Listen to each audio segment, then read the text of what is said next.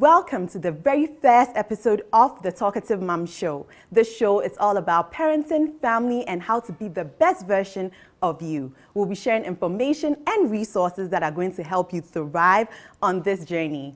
My name is Eno Quagrin, your talkative mom, and this is the Talkative Mom Show.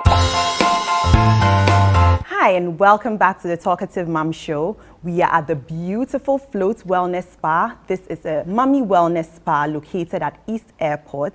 They are also on Instagram at Experience Floats. My beautiful outfit is by Evic Store. Evic Store is located in East Legon, and they are also on Instagram at Evic Store. My earrings are by Oba Bridal Style on Instagram. You can check out their stylish pieces.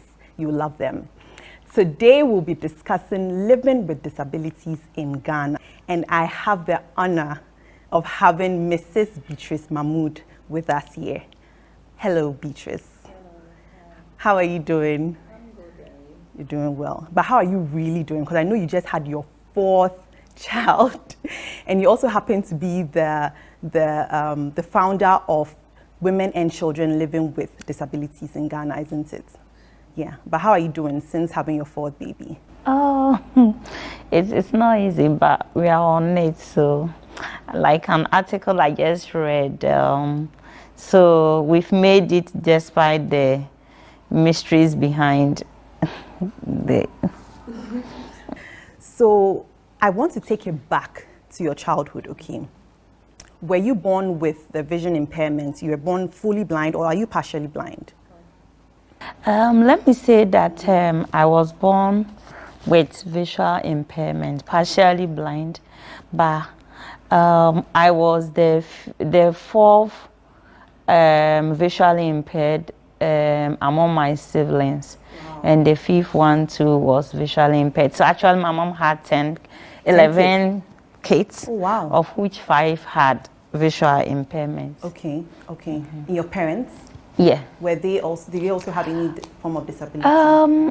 No. They did not? No. Okay. So how was it like? I know it wasn't easy. How was it like growing up with this? Let me say that it wasn't easy. Mm-hmm. I remember as a girl with visual impairment, mm-hmm. and also having other family members with the same condition. Mm-hmm.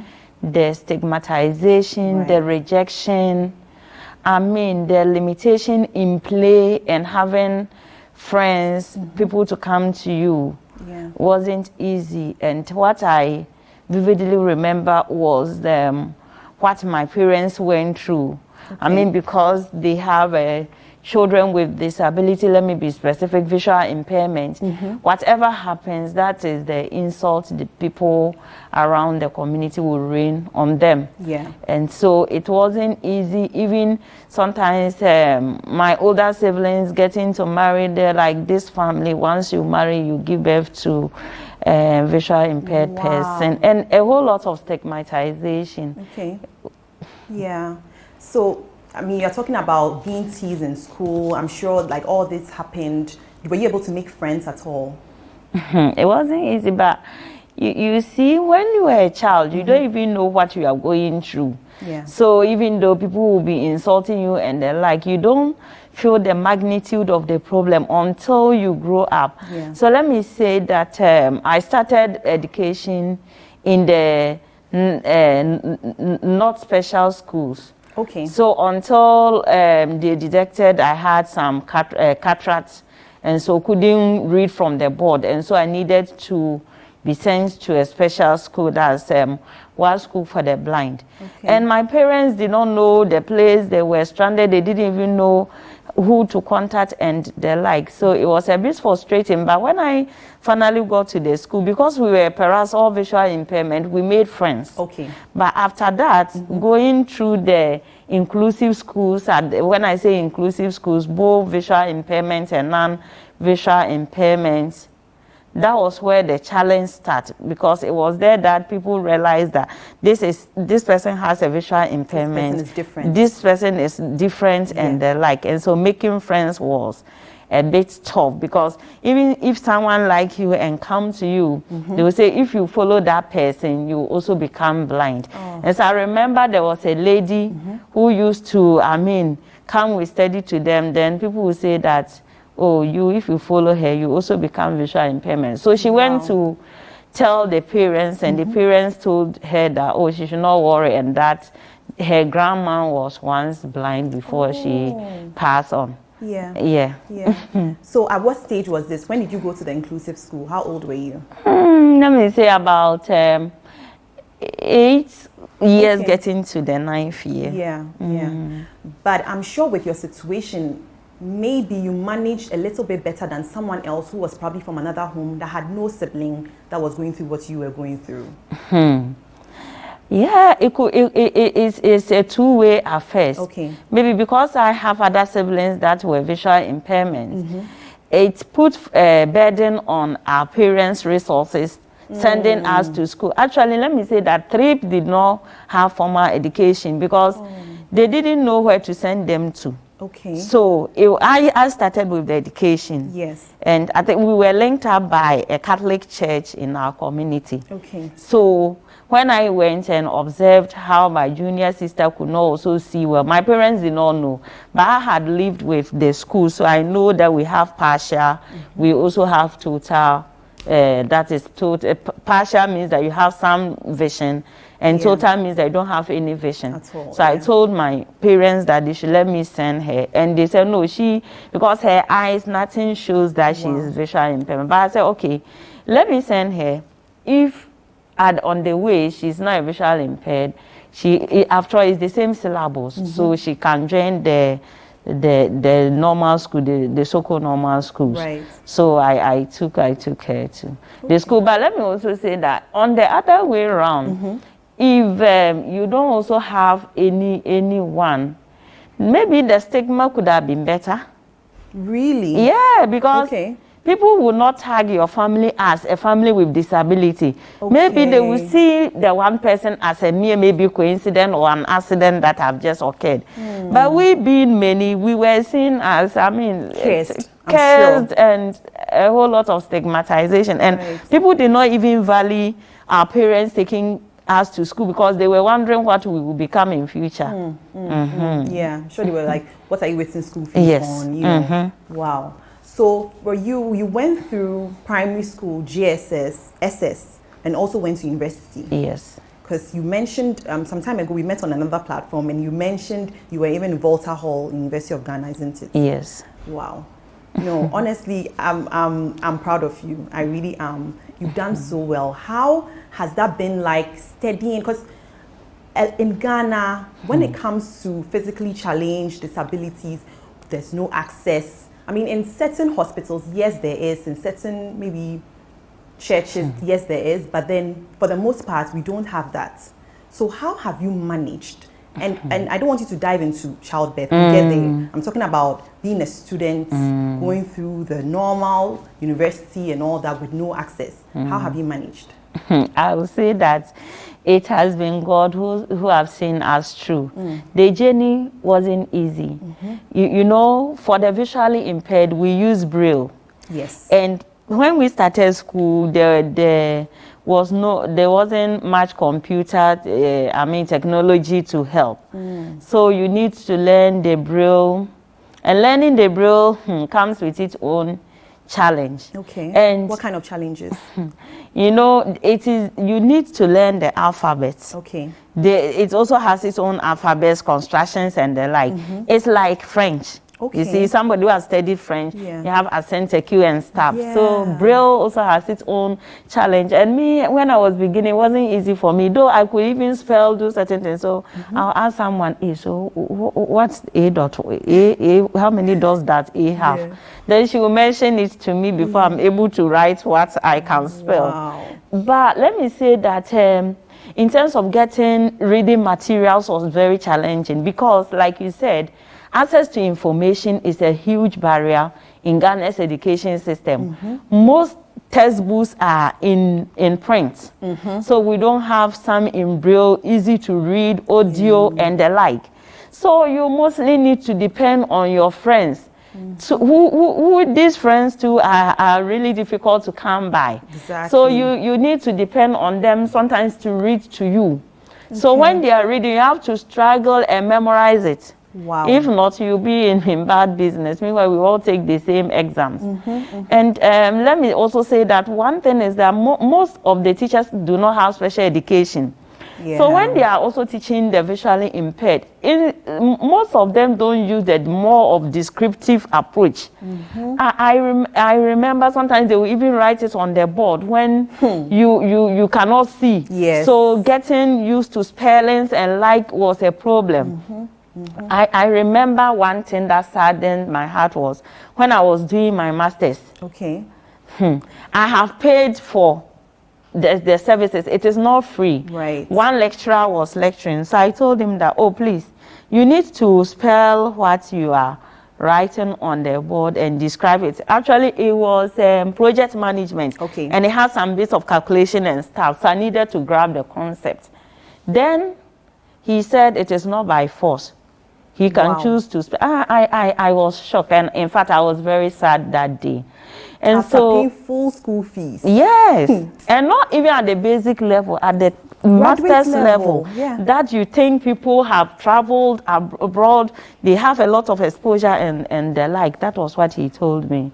And so we don't have access to information, so getting textbooks and the like is a problem. And one huge challenge is also the resources. Okay. Let me say educating the visually impaired, and for that matter, person with disability, is very difficult.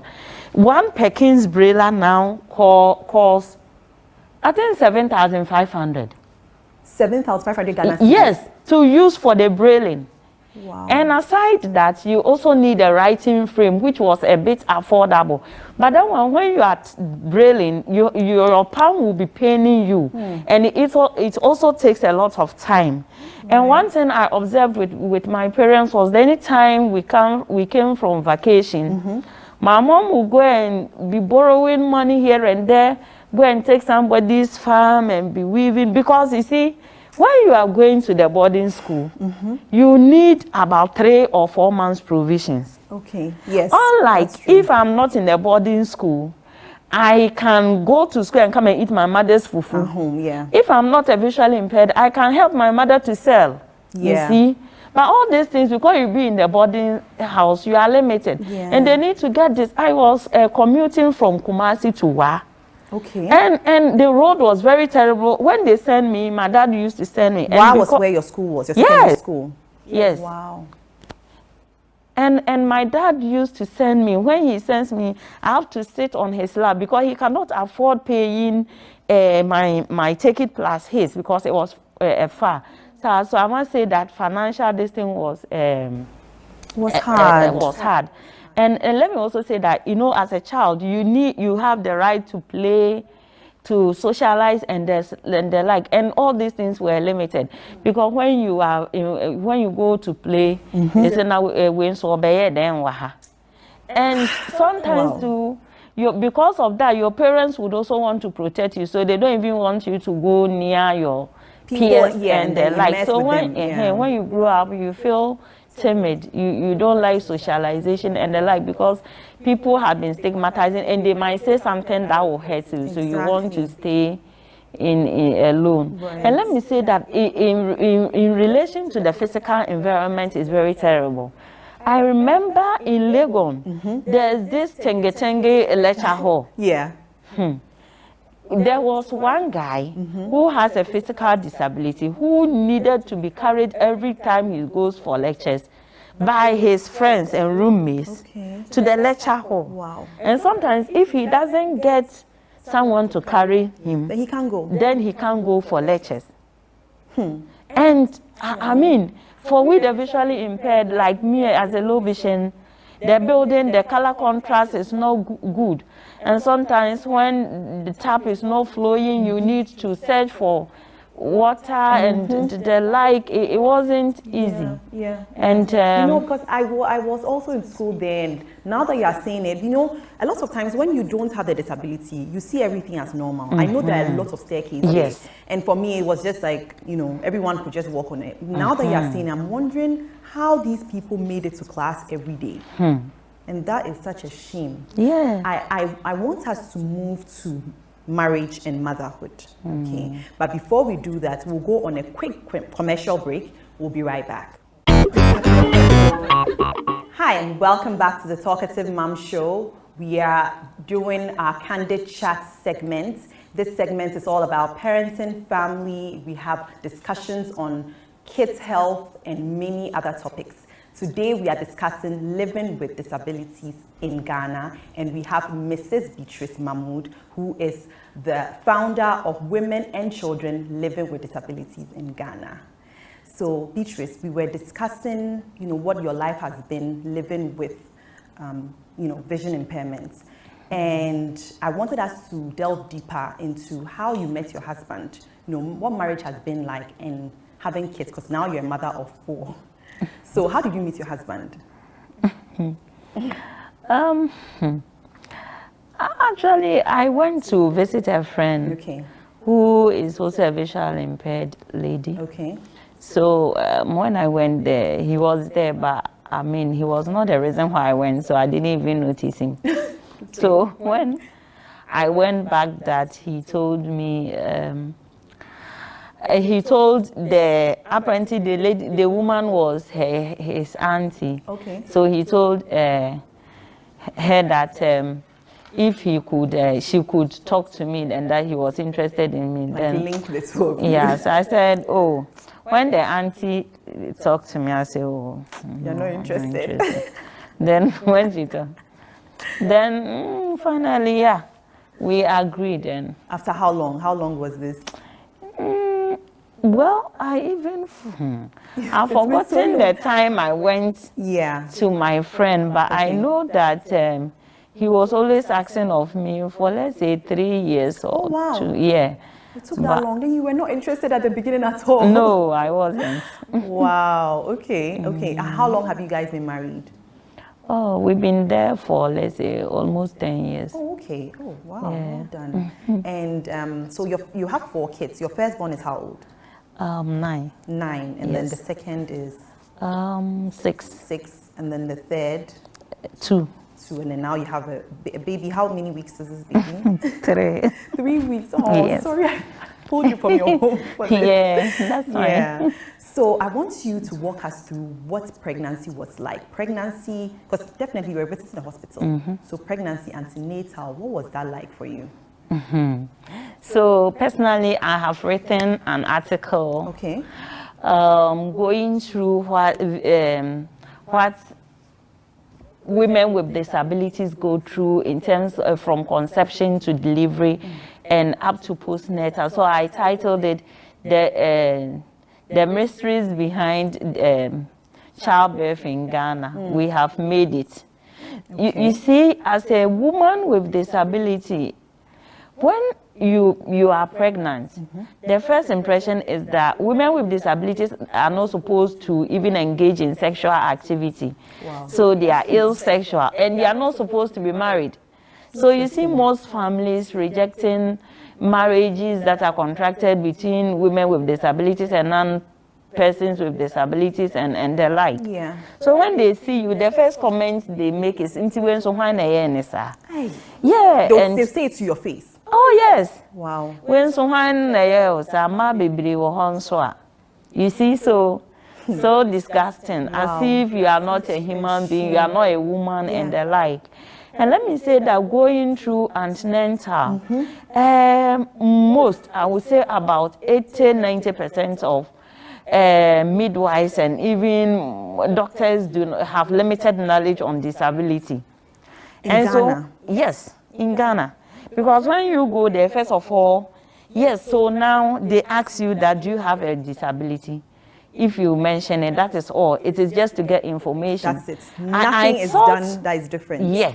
I thought that asking you would have made them to make certain provisions for you that could have make your antenatal and delivery successful, but there's nothing like that. It's the same thing. It's the same thing you go through when you go there. A visually impaired person, you hire the services of an assistant. Then you are supposed to go through the queue. And if someone passes you, you won't know. These are just trivial issues. Yeah. The most serious one is that, first of all, delivery births in Ghana are not accessible, especially those that are used for antenatal. When you go as a woman with physical disability, the births cannot be lowered. The midwives and nurses feel comfortable standing and examining you. Meanwhile, you as a woman with physical disability, you struggle to climb. Yeah. Especially those that have polio and the like. It's very difficult. But I think that this is something very simple we could do. Yeah. Just having a bed that when a woman with disability comes, you can lower for the person to climb. Yes. And then you start with the examination. So when you complain, what they say is that, excuse my language, but that is what they say. How did you climb the bed? Wow. So forgetting that, I mean, that's my home, so I can make a tailor-made bed to suit my condition. So the examination bed is not accessible. And let me also say that hospital is a new environment. So as a woman with visual impairment, you go there, the environment is not friendly at all. So whilst a non-woman with disability will walk there comfortably, you need to study the environment and the like, because a nurse will not stop what she's doing to take you around. Yes. So if you don't also have the money to hire services of an assistant, then that becomes an issue. And let me tell you, even for women, for us, we can see fully, and even when we go to a new environment, we are lost. You know, so I can imagine how much you struggled. Yes. Wow. And they were like, nah, way. So all the women that came, they came with their husbands? Yeah. But that is not the case. Yeah. So it's very sad. Yeah. And let me also say that most women with physical disability, especially those with polio condition, go through cesarean section, which comes with a lot of cost and complications. And because they attempt for medical reasons, they don't allow you to deliver vaginally. Yeah. So you need to go through cesarean section, which comes with cost.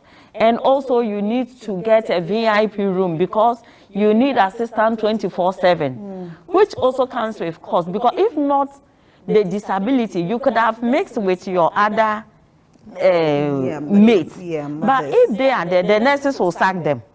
Oh. Because you have mobility, you have movement challenge. Okay. And so you need to be assisted by maybe your mother or whosoever is volunteering to assist you. And now they will also charge you for a VIP room because they don't want other people to come around in that normal rooms that people are. Wait, I don't understand. Is it that the lady who has polio needs extra room to move around, or they just don't want people to see her in that state? Yes, the problem is that yes, she needs space to move around. And aside that, she needs to be assisted.